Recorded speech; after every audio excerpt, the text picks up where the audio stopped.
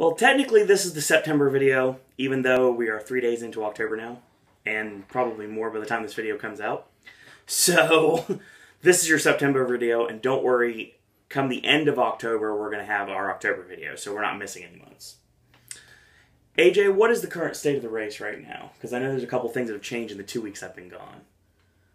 Well, actually, we'll probably just go through that as we go through each category, but I will mention real quick. Okay. If you watched the last video and didn't see it before I realized this, I had made a mistake in the last video, and I had you change it in the... yeah, it's in the description bar, for sure.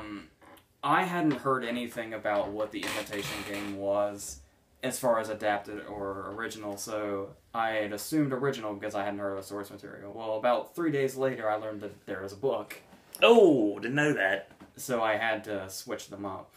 So, as far as the last video was concerned, I had taken out Inherent Vice and adapted and put in the imitation game, and I put the Grand Budapest Hotel where I had the imitation game in original. Which still technically counts as my first prediction, right? Yeah, I'd say so. Okay, good. I make scripts all the time, so when you make one every once in a while, it's no big deal. So, as always, we're going to do the big 8 categories, and we're going to start off with Best Adapted Screenplay. So, AJ, your predictions? I have Gone Girl, The Imitation Game, Inherent Vice, Unbroken, and Wild. The reviews for Men, Women, and Children kind of pushed me away from that movie entirely. I hear it's not that great. I don't know what's happening to Jason Reitman. I think he just jobbed out at the Oscars. I think it's killed his entire credibility. Like, he has no self-esteem anymore. That is where it started, with Jeffrey Fletcher beating him. He has no self-esteem anymore. It's like he doesn't think he can win the big one anymore, so he doesn't put as much into it as he could. But I think the trailer for Men, Women, and Children looks good, so... Maybe you should try to do another original screenplay sometime. It's a good idea. Well, mine hasn't really changed either. My adapted screenplay lineup, not hearing what AJ has heard about Men, Women, and Children. I have Men, Women, and Children, Gone Girl, Inherent Vice, Unbroken, and Wild. Unbroken is probably the one thing I think that I probably will put on the chopping block eventually, but I don't know exactly what I put in there at this point. Because adapted original kind of like bounced back and forth with me a lot, so... There's a couple of things I probably could have put in there, but that's what we've got for September at least. Original time, AJ? If we're including my little correction, mine haven't changed since last time. I still have Birdman, Boyhood, Foxcatcher, The Grand Budapest Hotel, and Mr. Turner. I have the exact same lineup he has, with the exception of Interstellar. In place of Mr. Turner? In place of Mr. Turner. I'm not sure. I'm really not sure this time what anything related to Nolan is going to do now. The thing about not having Mr. Turner, real quick. Go ahead. Mike Lee in the screenplay department. I know. I'm expecting Mr. Turner to do big things. Yeah, of course. People like seeing it at like TIFF and stuff like that are saying, they don't think so anymore, but they think it might be too, cold or distant or something. But we'll see. Even if I wasn't thinking that Mr. Turner was going to be big, I'd still put it in screenplay because a lot of his movies do. Like Another Year most recently. That's true.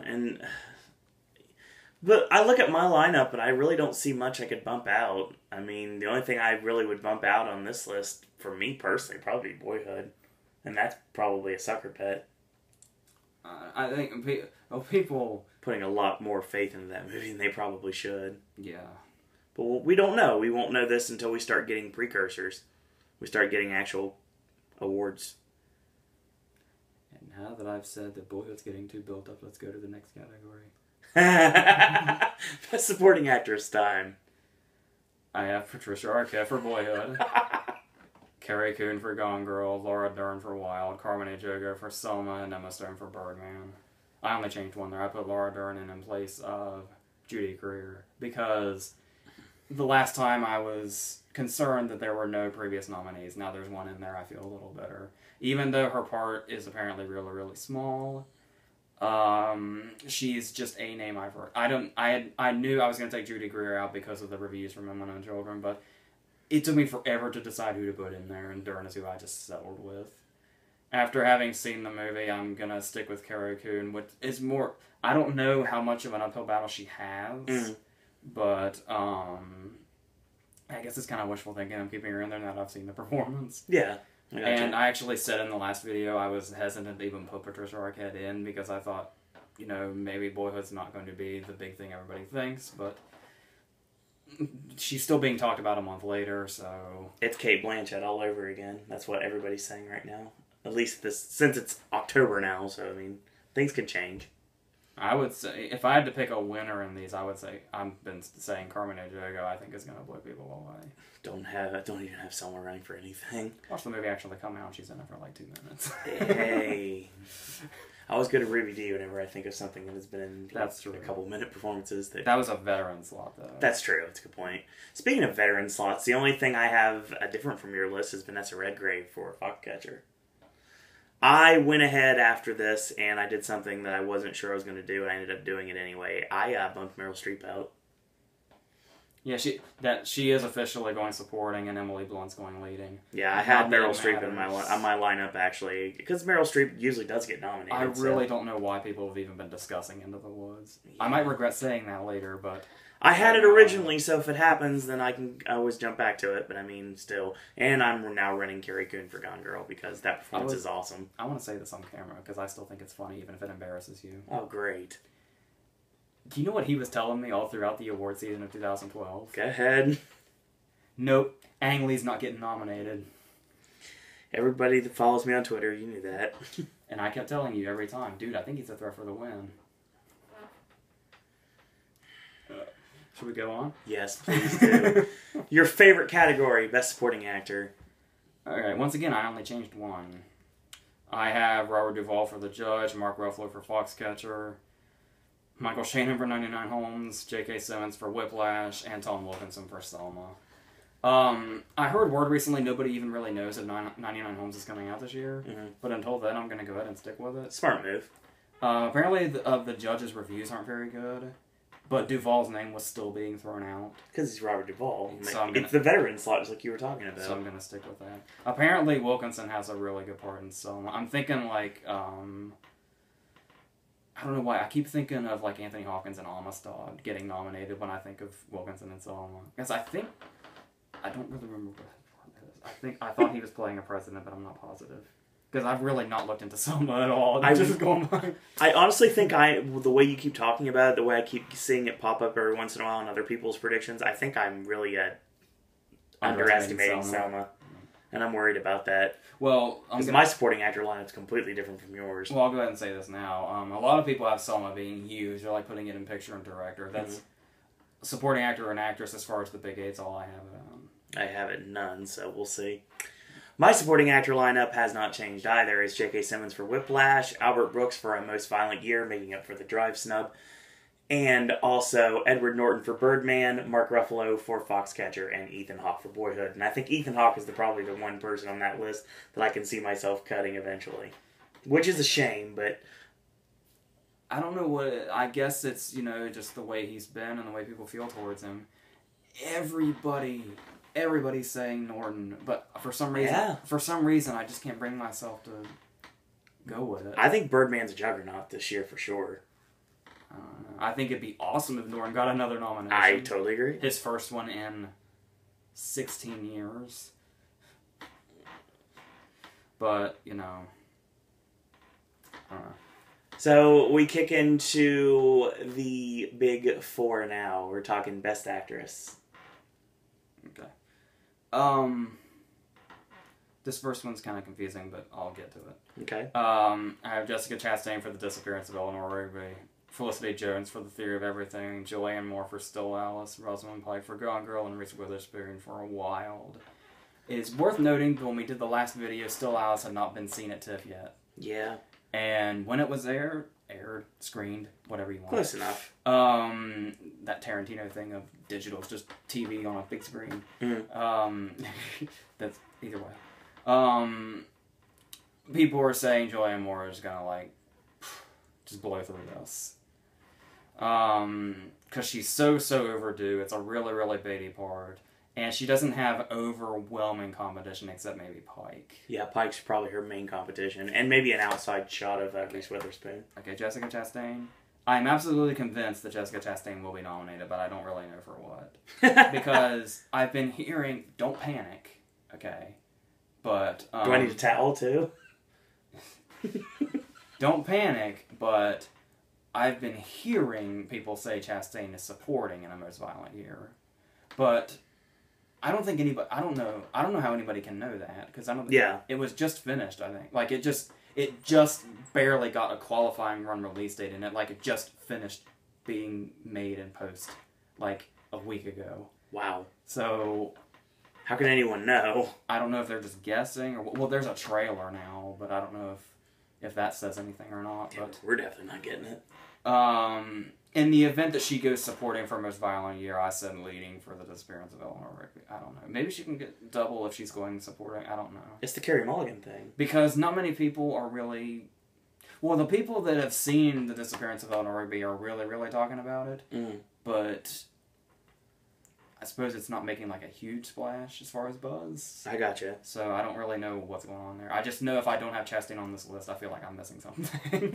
Alright. Well, I guess I must be missing something too, because I finally put her on my list as well.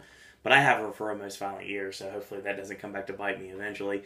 Julianne Moore, I had her from day one, but yes, Maps of the Stars not getting a good release date basically kind of killed that. Oh, yeah. The release date is what killed the chances for Maps of the Stars. And the fact that David Cronenberg is behind the movie. And that a dude jerks off on screen in it. Yeah. We'll have a review of Maps of the Stars coming up very soon, by the way. But I won't mention the bathroom scene until the review. Yes. And so I went ahead to jump with everyone else and did run Julianne Moore for Still Alice. I have Rosamund Pike for Gone Girl, Reese Witherspoon for Wild, and I'm still sticking to Amy Adams for Big Eyes. Yeah, May not be a good idea, but I'm still thinking it's a possibility. I took her out at the last minute for Felicity Jones. Well, forever I thought Felicity Jones was supporting, but apparently she's not, is what I'm hearing, so... We'll see what happens, I guess. Once we finally get actual awards that get handed out, like different cities and places like that, we can find out what actually might run and what might not, so... Best Actor. My lineup has not changed, but I'm sure yours probably has. Mine didn't either. Oh, really? I still have Steve Carell for Foxcatcher, Benedict Cumberbatch for The Imitation Game, Michael Keaton for Birdman, Bill Murray for St. Vincent, and Timothy Spall for Mr. Turner. I'll let you say yours before I say this. I'm running Affleck. I don't have Cumberbatch. I'm running Affleck for Gone Girl. Go through yours and I'll say that too. Yeah. I have a lot to say when you're done. I'm aware of that. Yeah, obviously Timothy Spall for Mr. Turner, Michael Keaton for Birdman, Steve Carell for Foxcatcher, and I'm still sticking with it, Bill Murray, St. Vincent.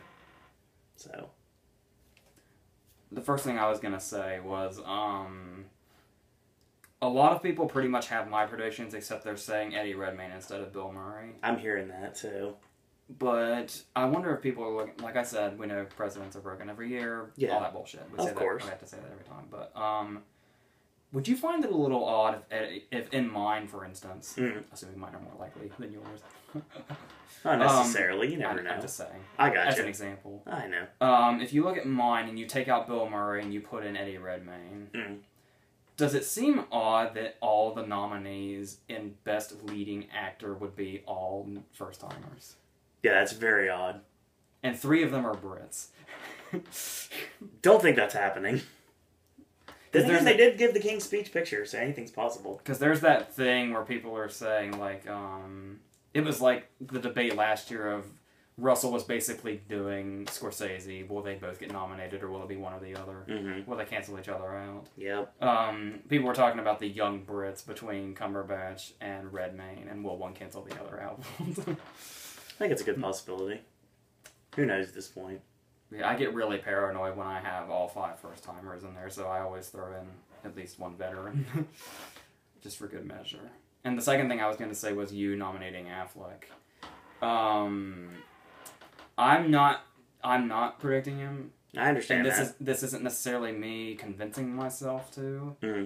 but the buzz behind Affleck is reminding me a lot of Bale last year. Yep. Because it's the movie everybody knows it's going to be big, but the lead actor's not getting any attention. Yep. And then when the movie comes out, the actor gets a little buzz, and they're like, alright, maybe, possibly, it's possible. And it actually happens. I think it will. That's the reason I'm holding to it. We're down to 2. Best director, AJ. I didn't change. I have David Fincher for Gone Girl, like Alejandro Gonzalez Iñárritu for Birdman, Mike Leigh for Mr. Turner, Bennett Miller for Foxcatcher, and Christopher Nolan for Interstellar. Mine didn't change either. I also have Richard Linklater for Boyhood. I have David Fincher for Gone Girl. I have Alejandro Gonzalez Iñárritu for Birdman, Christopher Nolan for Interstellar, and Bennett Miller for Foxcatcher. So, I'm telling you, if you're not predicting David Fincher in the director race, you're probably not going to have a good night come Oscar night. I think it's going to happen. I think his only real I think there's a 3-way race right now for me, at least personally, for the director race, and it's him, it's Bennett Miller, and it's Iñárritu, because I'm telling you, Birdman's going to be huge. It's already got tremendous buzz already. So I know that was a roundabout statement to get to nothing, but still, I mean, it does have tremendous buzz already. So, and Michael Keaton, his performance apparently is phenomenal. So, we'll see what happens with that. So, all right, Best Picture, AJ. Did you change it all? Nope. Birdman, Boyhood, Foxcatcher, Gone Girl, The Imitation Game, Interstellar, Mr. Turner, Unbroken, and Wild. Mine changed a bit. I actually took out The Imitation Game, which may not be a good idea in the long run. And my lineup is Foxcatcher, Boyhood, Gone Girl, Interstellar, Birdman, Unbroken, Whiplash, which I think could get in as a dark horse. Oh, without screenplay? You never know. The Grand Budapest Hotel and Inherent Vice. You're going on the theory that Max von Sydow got in, and Extremely Loud got in picture. Yes. All right, we have a couple minutes. Let's do something for fun. I know you're not prepared for this, but let's do something fun. This is always fun. I love improv. Let's do this. Let's predict the winners based off what we have here. Dear God. Okay, I can do that. I would, as far as what I have here, I would say The Imitation Game for adapted, Foxcatcher for original, Carmen Ejogo for supporting actress. This is the only one I'm not sure of. Robert Duvall. It's interesting. For supporting actor. Julianne Moore for actress, Steve Carell for actor, Bennett Miller for director, and Foxcatcher for picture. I've got Gone Girl for adapted. I've got Birdman for original. I would have Arquette for supporting actress. I have J.K. Simmons for supporting actor. I have Rosamund Pike for actress. I have Bill Murray for actor. Taking a big jump on that one. And I have the picture director will not be a split this year. I think picture takes director, and I think Gone Girl takes picture. And I'm sure the fact that you just watched it yesterday has no bias on you whatsoever. I'm telling you, the movie was awesome. I can't wait for Foxcatcher, though, honestly. We're both predicting that what our most anticipated of the year is what wins picture. No biases here. None whatsoever. I started the Grand Budapest Hotel in picture, so hopefully that does end up happening somehow. People at TIFF said they can't see Carell winning because his performance is too, off-putting, but I'm going to go with it. We'll see what happens. That's not the end of the video. Yeah. All right, so join us at the end of October. We'll break out the Big 8 again. And come January, we'll throw in a couple more as well. So we'll do that come January. We'll throw an animated in there as well. So we can do that. So, as always, enjoyed the videos that are on the channel this week. We have a lot of AJ's movie reviews. We have 2 of them this week. We have a brand new Versus this week. We have a spoiler alert for Gone Girl this week. And a lot of stuff still to come. So, stay tuned. So, in the meantime, thank you guys and girls out there for watching. And until next month, boys and girls, that's all we got to say about that.